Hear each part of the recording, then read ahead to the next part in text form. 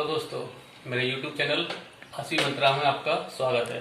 दोस्तों, जैसा कि हम लोग आपको बताया था कि आपके एनसीईआरटी का 12th क्लास का सॉलिड स्टेट चैप्टर स्टार्ट कर रहे हैं। उसमें दोस्तों मैंने आपको एक टॉपिक सॉलिड करा दिया था कि सॉलिड्स क्या होते हैं। जनरल था, ये कोई ज़्यादा चीज़ नहीं थी, आप पुरानी क्लास में पढ़ चुके हैं। तो मैंने आपको एक सॉलिड जो है ये आपको कवर करा दिया था। दूसरा प्रॉपर्टीज ऑफ सॉलिड्स करा दी थी दोस्तों। तो सॉलिड्स और उनकी प्रॉपर्टीज से रिलेटेड यदि आपकी दोस्तों कोई क्वेरी है तो आप ये मेरे पिछले वीडियो में जाकर क्लियर कर सकते हैं। आज दोस्तों, जैसा मैंने आपको अपने पुराने वीडियो में बताया था कि आज आपको मैं एक नई चीज पढ़ाऊंगा, क्या टाइप्स ऑफ सॉलिड्स। तो दोस्तों, जो हमारे सॉलिड्स हैं उनके टाइप्स के बारे में पढ़ेंगे। वो भी दोस्तों किस बेस पर? Order in arrangement of their constituents. दोस्तों ध्यान देना, कई तरीके से हम सॉलिड्स को डिवाइड कर सकते हैं। यहाँ हम जो इनका डिवाइड पढ़ेंगे वो किसमें पढ़ेंगे? Order in arrangements of constituents. That mean दोस्तों, जो हमारे सॉलिड्स हैं उनके जो कॉन्स्टिट्यूएंट पार्टिकल्स हैं वो एटम्स हो सकते हैं, आयन हो सकते हैं, मॉलिक्यूल हो सकते हैं, यानी कि परमाणु हो सकते हैं, अणु हो सकते हैं या आयन हो सकते हैं। तो जो भी हमारे कॉन्स्टिट्यूएंट पार्टिकल्स हैं उनका ऑर्डर का अरेंजमेंट क्या है, दैट मीन्स वो किस वे में अरेंज है। दोस्तों, इससे पहले पिछले वीडियो में मैंने आपको बताया था कि जो भी हमारे सॉलिड्स होते हैं, सॉलिड्स के जितने भी हमारे कॉन्स्टिट्यूएंट पार्टिकल्स होते हैं वो अपनी फिक्स पोजीशन पर अरेंज होते हैं। तो दोस्तों, उनका अरेंजमेंट कैसा है, इस बेस पर हम सॉलिड्स के क्या पढ़ेंगे? टाइप्स पढ़ेंगे। तो इस तरह से दोस्तों, जो भी हमारे सॉलिड्स हैं उनके कॉन्स्टिट्यूएंट्स के ऑर्डर के रिकॉर्ड अकॉर्डिंग टू जो हमारे सॉलिड्स हैं वो दो पार्ट में डिवाइड किए जा सकते हैं, एक क्रिस्टलाइन और मॉर्फस सॉलिड। कौन सा दोस्तों? क्रिस्टलाइन। नाम से पता चल रहा है क्रिस्टलाइन, दैट मीन्स क्रिस्टलीय। आप हिंदी में क्या कहते हैं? इसे क्रिस्टलीय भी कहते हैं। क्या कहते हैं दोस्तों? क्रिस्टलीय। या मॉर्फस। मॉर्फस का मतलब क्या होता है दोस्तों? मणिकाभ। तो दोस्तों, इनके नाम से ही इनकी डेफिनेशन पता चल रही है अगर आप ध्यान से देखेंगे। पहला क्या है? क्रिस्टलाइन और मॉर्फस, यानी कि क्रिस्टलीय या मणिकाभ ठोस। दूसरा हमारा आ गया नॉन क्रिस्टलाइन और एमॉर्फस। नॉन क्रिस्टलाइन को आप क्या कह सकते हैं दोस्तों हिंदी में? अक्रिस्टलीय। क्या कह सकते हैं दोस्तों? अक्रिस्टलीय। या फिर इसको क्या कह सकते हैं? अमणिकाभ। क्या कह सकते हैं? अमणिकाभ। इस तरीके से दोस्तों दो तरीके के आपके सॉलिड्स हो गए अकॉर्डिंग टू जो उनके कॉन्स्टिट्यूएंट्स हैं उनके अरेंजमेंट के बेस पर। एक हो गया क्रिस्टलाइन या मॉर्फस सॉलिड या क्रिस्टलीय या मणिकाभ ठोस। दूसरा नॉन क्रिस्टलाइन या एमॉर्फस या हिंदी में कह सकते हैं अक्रिस्टलीय ठोस या अमणिकाभ ठोस। इन्हें दोस्तों हम रवेदार या दानेदार ठोस भी कह सकते हैं। पहले वाले क्रिस्टलीय वाले को क्या कह सकते हैं? रवेदार। क्या कह सकते हैं?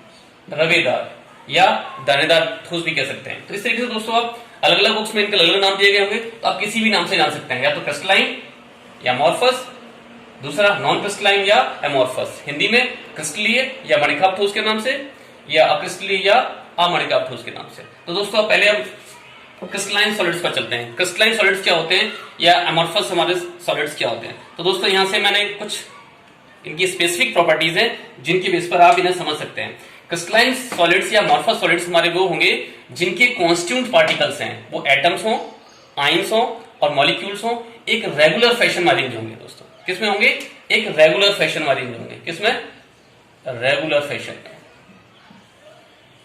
रेगुलर फैशन का मतलब ये है दोस्तों कि आप चाहे इसका एक छोटा पार्टिकल ले लीजिए 1 ग्राम का, या ले लीजिए 1 kg का, 2 kg का, 3 kg का, जो रेगुलर अरेंजमेंट होगा उनका वो क्या होगा? सेम होगा। इसको दोस्तों हम क्या कहते हैं कि ज्योमेट्रिकल शेप कहते हैं।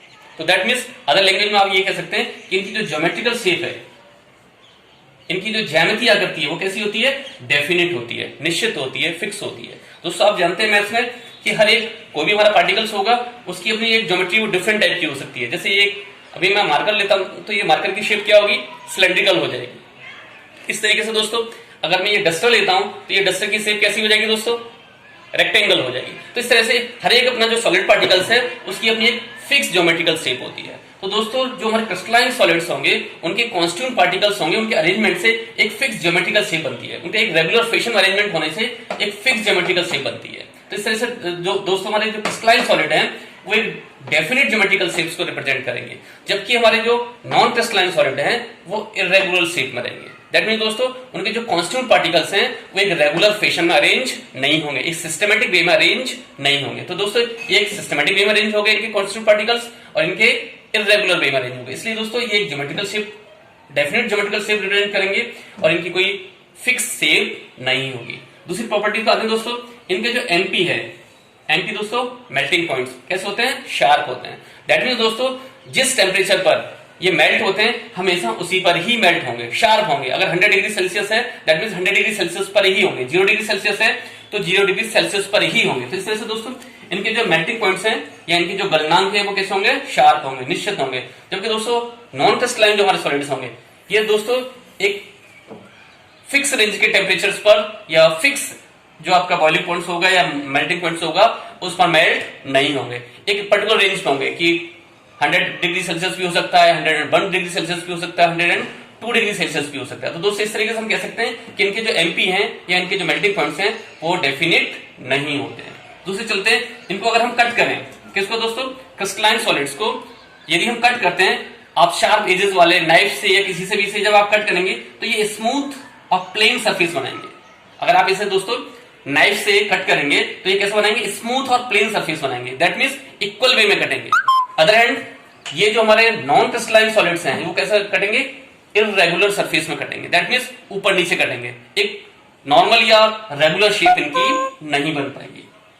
नेक्स्ट दोस्तों इनकी एंथैल्पी देखें, जो भी हमारे क्रिस्टलाइन सॉलिड्स हैं इनकी जो एंथैल्पी है वो क्या रहती है, डेफिनेट रहती है। दैट मींस जो इनकी फ्यूजन की एंथैल्पी है, जिस टेम्परेचर पर या जिस हीट पर ये गलते हैं वो क्या रहेगी, हमेशा फिक्स रहेगी। जबकि इनकी दोस्तों इंडेफिनिट रहेगी या अनिश्चित रहेगी। तो इनकी एंथैल्पी कैसी होगी, फ्यूजन की डेफिनिट होगी और इनकी कैसी होगी, इंडेफिनिट होगी।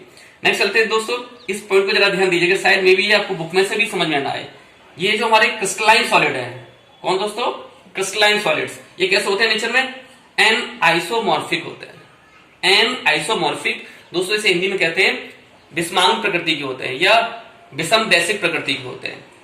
अदर हैंड जो हमारे नॉन क्रिस्टलाइन सॉलिड्स हैं वो कैसे होते हैं, आइसोट्रॉफिक नेचर्स के होते हैं, यानी हिंदी में कहेंगे ना समदैशिक प्रकृति के होते हैं। तो विषमदैशिक और समदैशिक ये क्या होते हैं दोस्तों, विषमदैशिक प्रकृति का मतलब ये है कि विभिन्न परिस्थितियों में जैसे टेम्परेचर की हो गई, इलेक्ट्रिसिटी की हो गई, इनके जो प्रॉपर्टीज हैं वो चेंज होते रहते हैं। जबकि दोस्तों जो हमारे आइसोट्रॉफिक नेचर के जितने भी हमारे सॉलिड्स होंगे उनकी सभी प्रॉपर्टी जो है सभी रेंज पे क्या होंगी, सेम होंगी। इसलिए ना क्या कहते हैं, आइसोट्रॉफिक कहते हैं और इन्हें क्या कहते हैं, एन आइसोट्रॉफिक कहते हैं। तो जो भी हमारे क्रिस्टलाइन सॉलिड्स हैं वो नेचर में कैसे होंगे, एन आइसोट्रॉफिक होंगे यानी विषमदैशिक प्रकृति के होंगे। और जो हमारे आइसोट्रॉपिक हैं, इन नॉन क्रिस्टलाइन सॉलिड्स हैं, वो हमारे कैसे होंगे, समदैशिक प्रकृति के होंगे।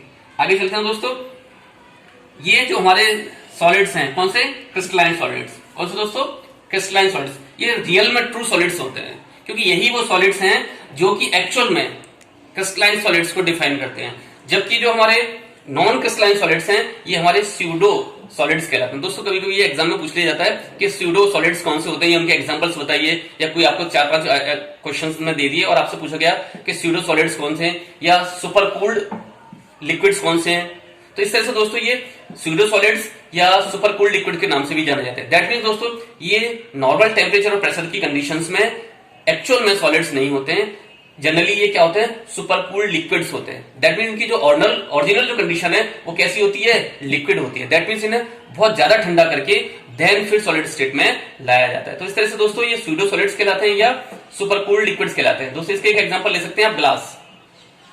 ग्लास जो है जनरल स्टेट में या रेगुलर स्टेट में या नॉर्मल स्टेट में क्या रहता है, लिक्विड स्टेट में रहता है। तो दोस्तों उसको क्या किया जाता है, सुपर कूल किया जाता है, अति शीतित किया जाता है, बहुत ज्यादा ठंडा किया जाता है, ध्यान दोस्तों वो क्या आता है, क्रिस्टलाइन फॉर्म में आता है या सॉलिड फॉर्म में आता है। तो इस तरह से दोस्तों ग्लास हमारा किस एग्जांपल में आ गया, स्यूडो सॉलिड्स में आ गया या सुपर कूल्ड लिक्विड में आ गया। और लास्ट दोस्तों इसका अगर हम देख लें लॉन्ग रेंज ऑर्डर, जो मैं आपको पहले ही बता चुका हूं दोस्तों कि इनके एक आप एटम लीजिए या 1000 एटम्स लीजिए, उनका जो रेगुलर अरेंजमेंट होगा, जो उनका फैशन होगा वो हमेशा क्या रहेगा, एक फिक्स रहेगा, डेफिनेट रहेगा लॉन्ग रेंज तक। जबकि दोस्तों अगर इनकी कोई पर्टिकुलर शेप है भी तो वो केवल शॉर्ट रेंज के लिए है। अगर आप इसे लंबी दूरी तक देखेंगे तो ये एक रेगुलर फैशन में अरेंज नहीं होंगे। दोस्तों इनके एग्जांपल्स देखें, आइस है, आइस का अपने एक पर्टिकुलर स्ट्रक्चर्स होता है, डायमंड है, ग्रेफाइट है, जितने भी दोस्तों मेटल्स हैं वो सभी हमारे किस में आ जाएंगे, क्रिस्टलाइन सॉलिड्स में आ जाएंगे।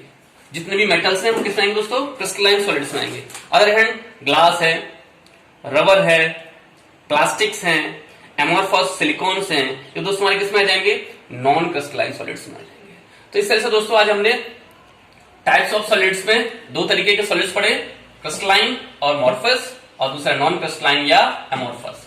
क्रिस्टलाइन दैट मीन्स ये ट्रू या रियल सॉलिड्स होंगे, और नॉन क्रिस्टलाइन दोस्तों हमारे स्यूडो सॉलिड्स होंगे या सुपरकूल्ड लिक्विड्स होंगे। तो दोस्तों इस तरीके से आज हमने बहुत अच्छी तरीके से इन दोनों टाइप्स के सॉलिड्स के बारे में पढ़ा है। नेक्स्ट टाइम दोस्तों हम जो हमारे क्रिस्टलाइन सॉलिड्स हैं, क्रिस्टलाइन सॉलिड्स के टाइप के बारे में बताएंगे।